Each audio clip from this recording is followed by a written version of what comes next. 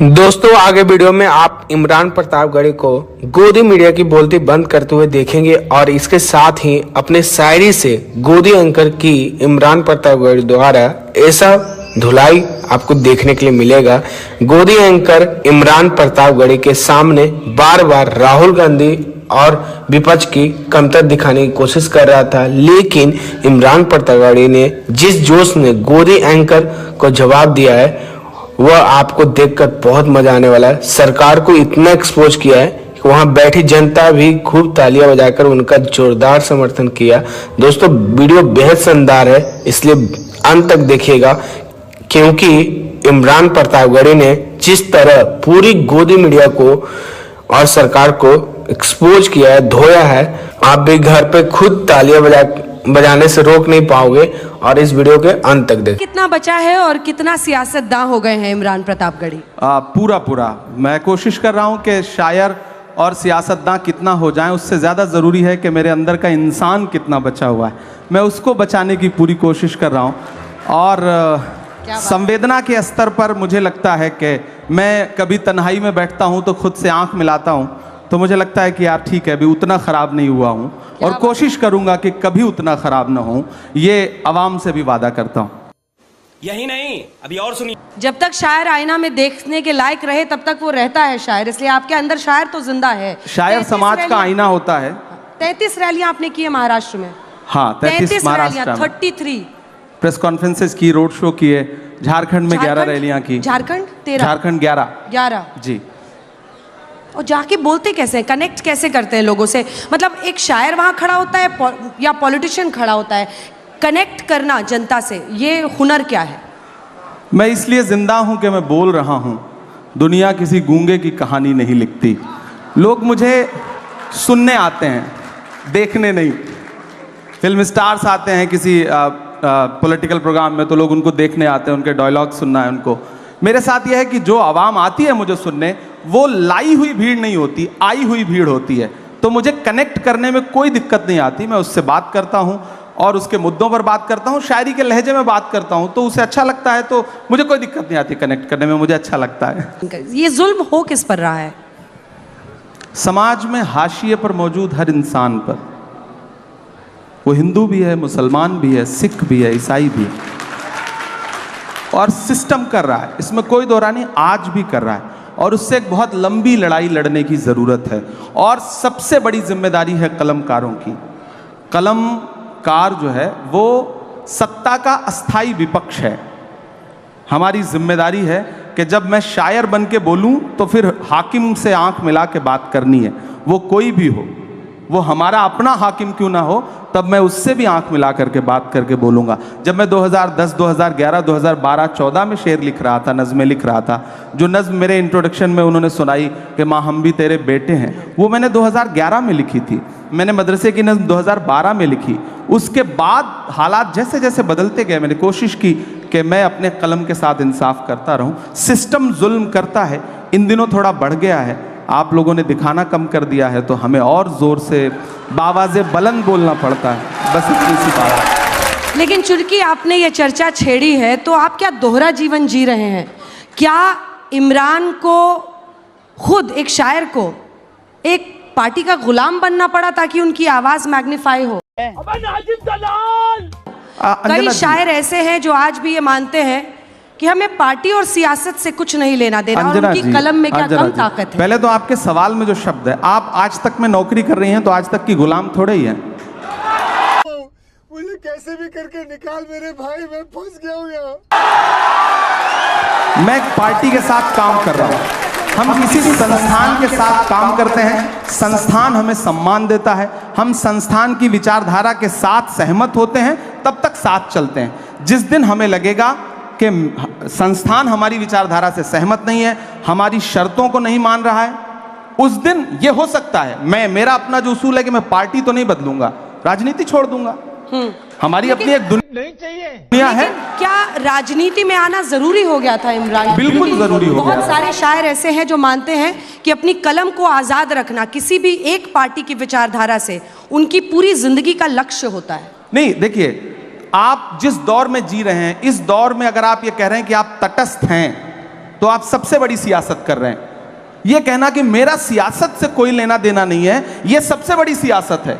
जो भी ये कह रहा है वो सबसे बड़ी सियासत कर रहा है। वो अपने आप को सबका रखना चाहता है, और मेरा अपना मानना है कि या तो इधर खड़े हो जाओ या तो उधर खड़े हो जाओ।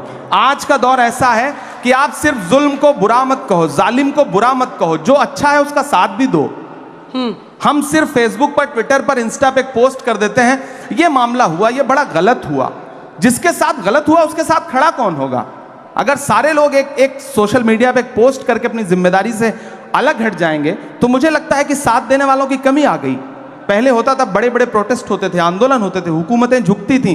अब क्या है कि हमने फेसबुक पे एक पोस्ट लिख दिया, ट्विटर पे एक ट्वीट कर दिया, हमें लगता है हमने अपनी जिम्मेदारी पूरी कर ली। नहीं, हमें सड़क पर भी उनका साथ देना है। और अगर मैं संसद में भी गया हूं तो मैंने सबसे पहले यूनिवर्सिटी के बच्चों की फीस वृद्धि के खिलाफ संसद में जो पहली स्पीच की मैंने वो वहां पे की। मैं वहां पर हिंदू मुसलमान बन के नहीं गया, मैं वहां एक युवा बन के गया हूं, और मैं लगातार जिस पर भी जुल्म हो रहा है उसके खिलाफ बोल रहा हूं। एक पुरानी आपकी शायरी है जो लोग बहुत वायरल कर रहे हैं, उसकी 2 लाइनें आपको सुनाकर आगे बढ़ेंगे अगले सवाल पे। ये एक शायर का दावा है, कभी भी रद्द नहीं होगा, तेरे कद के बराबर अब किसी का कद नहीं होगा। इलाहाबाद वालों मेरी बात याद रखना, तुम कई सदियों तक कोई अतीक अहमद नहीं होगा। बड़ा पुराना सवाल है और बड़ी पुरानी कविता है ये। मैं इलाहाबाद विश्वविद्यालय में पढ़ रहा था, फ्री स्टाइल मतलब गांव से आया था। वो शाहिद का एक शेर है कि जो भी मिलता है उसी को देखने लगता हूँ मैं, क्या करूँ मजबूरियाँ हैं, गांव से आया हूँ मैं तेरे साहिल पे आया था कि देखूँ तेरा ज़र्फ, ऐ समंदर किसने तुझसे कह दिया प्यासा हूँ मैं। इलाहाबाद विश्वविद्यालय में आया पढ़ने के लिए, किसी धन्ना सेठ की औलाद नहीं था, राजनीतिक परिवार नहीं था, ख़ानदान में कोई शायर नहीं था, तो मुझे तो मंच चाहिए थे। जो भी मंच मिलता था उस पर चढ़ता था, अपनी प्रतिभा दिखाता था, पेमेंट लेता था, घर जाता था। एक वक्त आने के बाद आपको समझ में आता है कि आपकी वैचारिकी क्या है, आपकी विचारधारा क्या है, आपको किन मुद्दों पे लड़ना है। अच्छा, कवि सम्मेलन और मंचों के एक उसूल हैं, आप मंच समझती हैं, यहाँ आने पे आपने 2-4 जुमले बोले, उसके बाद लोग कनेक्ट हुए ना, वरना लोग तो संगीत के असर में थे। तो हम जब मंच पे आते थे तो लोग मुख्य अतिथि के असर में हैं, तो हमने मुख्य अतिथि के लिए 4 पंक्तियां सुनाई, उसके बाद फिर वो सुनाया जो हमें सुनाना था। अच्छा, ये वही था। तो समा बांधते थे आप? हाँ, इसको समा बांधना ही कह सकते हैं। भीड़ को अपने से जोड़ने के लिए आपको चला वो तीर जो बेहतर तेरी जबान में है, किसी की आंख में जादू तेरी जबान में है। तो हमारी आंख में तो जादू नहीं है, लेकिन जबान में जादू जगाने के लिए ये सारे तिकड़म अपनाने पड़ते थे।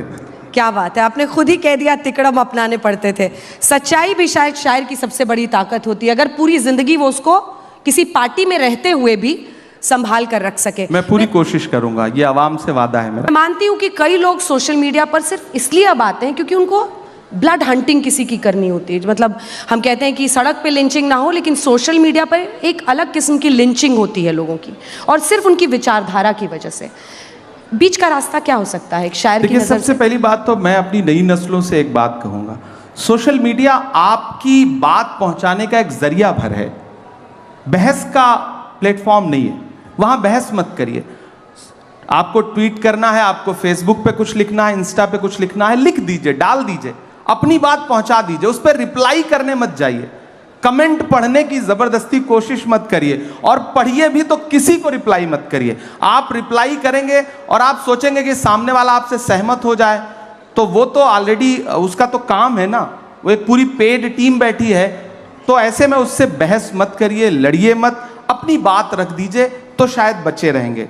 वरना हम सबको झेलना पड़ता है, और बहुत सारे लोगों पे इसका बहुत बुरा असर पड़ता है। हम लोग तो ऐसी दुनिया से आए हैं गांव में कि अगर आपके खिलाफ आपके अच्छे अच्छे जो पोस्ट हैं उस पर जो कमेंट आते हैं उसको अगर मतलब माँ और पिताजी पढ़ लें तो शायद आपका सोशल मीडिया छुड़वा दें कि बंद करो ये सब, ये क्या तमाशा है। लेकिन आपको जीना भी है, मीडिया तो आपको दिखाएगा नहीं, तो सोशल मीडिया का सहारा भी लेना है। तो ऐसे में हमारे पास माध्यम क्या है? हमें लोगों के पास जाने के लिए एक तो मंच है, दूसरा वो वाला प्रपंच है, तो उससे निपटना ही है। तो आप कैसे पार पा सकते हैं? वो जिसका जिक्र फसाने में था ही नहीं, वो बात इन साहब को बड़ा नागवार गुजरी है। अब बैठे भी हमारे मंच पे हैं, बताइए, यही सुंदरता है। ये नया भारत है, ये घर में घुस के मारता है। यहाँ पे बैठे हैं, मंच हमारा है, और फिर भी शिकायत कर रहे हैं कि हम इनको दिखाते कोई नहीं हैं। शिकायत नहीं कर रहा हूँ। हम लोगों के बीच में बहुत सामान्य बातचीत हो रही है, तो आपको सामान्य तरीके से ही मैं बात कह रहा हूँ। मैं जब मीडिया की बात करूं तो देखिए, मैं कलम का आदमी हूं, तो जाहिर सी बात है मेरी शिकायत भी अपने परिवार के लोगों से ज्यादा होगी। पर साहित्यकार हमारी भी तो शिकायत है, आजाद रहते हैं, देते अपनी कलम को, क्या धार थी।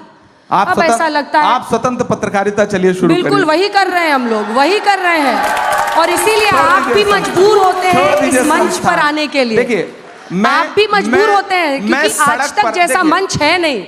इमरान प्रतापगढ़ी जी, आप भी जानते हैं आज तक जैसा मंच है नहीं। मैं महाराष्ट्र गई, शरद पवार से लेकर नाना पटोले ने मुझे इंटरव्यू दिया। क्यों दिया? क्योंकि उनको पता है कि हमारी क्रेडिबिलिटी और सर्वश्रेष्ठता पूरी दुनिया में धमक रखती है, और वो किसी एक व्यक्ति के बोलने से ना तो ऊपर चढ़ती है ना गिरती है। कुछ चीजें स्थायी होती हैं। तभी आप भी आए हैं, आपके कुछ प्रशंसक आगे की कतारों में बैठे हैं, वो भी इसीलिए आए हैं क्योंकि उनको पता है कि यहाँ पर से जो हम वीडियो एडिट कर करके डालेंगे वो वायरल होगा। अंजना जी देखिए, तुम्हारी बज़्म के बाहर भी एक दुनिया है। मेरे हुजूर, बड़ा जुर्म है ये बेखबरी। आज तक बहुत अच्छा संस्थान है, मैं किसी एक संस्थान को क्रिटिसाइज नहीं कर रहा हूँ। तो बाकियों का भड़ास यहाँ मत निकालिए। हम यहाँ अगर आए हैं ना, तो आपने हमें बुलाया है, हम तब आए हैं। बिल्कुल, हमारे मेहमान हैं आप। हमने कितने सांचों में ढल के आए हैं, कितने सांचों में ढल के आए हैं, ख्वाब की तरह पल के आए हैं। तुम सिफारिश से जहां पहुंचे हो, हम वहां खुद ही चल के आए हैं। तो हमें तो बुलाया गया, हमें तो बुलाया गया है। और मैं आने और बुलाने के इस बहस में नहीं पड़ना चाहता, लेकिन मैं एक बात ये कहना चाहता हूं कि नेता, देखिए, मैं बात पूरी कर लूं उसके बाद, देखिए, मैं आपको पूरा मौका दूंगा, मैं आपकी बात का जवाब भी दूंगा। सिफारिश पर मैं भी तो एक कविता सुनाऊंगा। मैं आपके लिए ना, आप सुनिए, नहीं, मैं आपकी कविता बाद में सुनूंगा। का वृक्ष नहीं जिसको नदियों ने सींचा है, बंजर माटी में पलकर मैंने मृत्यु से जीवन खींचा है। वाह, याद रखिएगा। तो कविता पूरी हो गई। अब मैं बात जो कह रहा था कि यहां बुलाने और आने का सवाल नहीं है। नेता और मीडिया दोनों एक दूसरे के पूरक हैं। आप हैं तो हम हैं, हम हैं तो आप हैं। बिना हमारे आपका भी वजूद नहीं है और बिना आपके हमारा भी वजूद नहीं है। हम दोनों एक दूसरे की जरूरत हैं, तो हम दोनों एक दूसरे को उसी रूप में कबूल करें। हम आपस में लड़े नहीं। तो हमें बुलाया गया, तब हम आए। फिलहाल बिल्कुल, आपकी कविता बहुत अच्छी थी, सिर आंखों पर आपकी कविता बहुत अच्छी थी, लेकिन नो डाउट आज तक बहुत शानदार कर रहा है, और ये कल तक बहुत शानदार करता रहेगा, मुझे पूरा विश्वास है। देखिए, यही तो है कि आग भी जब प्रशंसा करने लगे, या पानी, व्हाटएवर यू चूज। नहीं, मैं प्रशंसा करूंगा, पर आग और पानी के बीच में समझौता होना भी नहीं चाहिए। मैं आपकी पत्रकारिता की प्रशंसा करता हूं, इसमें कोई दो राय नहीं। आप अच्छी पत्रकारिता करती हैं, और हम सब युवा हुए हैं आपको देख देख करके, आपको सुन सुन करके। ये मेरे लिए बहुत खुशी की बात है कि मुझे देख देख कर आप जैसे लोग जवान हो गए। हम एक वक्त में शायर भी बने और फिर नेता भी बन गए। जब यूनिवर्सिटी में पढ़ रहे थे, तो हमें मतलब कुछ चंद लोग हैं, चुनिंदा लोग हैं, जिनकी पत्रकारिता सुन रहे थे हम लोग, और हमें लगा कि पत्रकारिता की पढ़ाई करनी चाहिए। तो उसमें आपको क्रेडिट देता हूं मैं इस बात के लिए। बहुत बहुत। अब राजनीति में आ गया, पार्लियामेंट में चला गया, लेकिन उम्र तो कम ही है ना। वजन बढ़ गया, राजनीतिक वजन कह रही हूं मैं।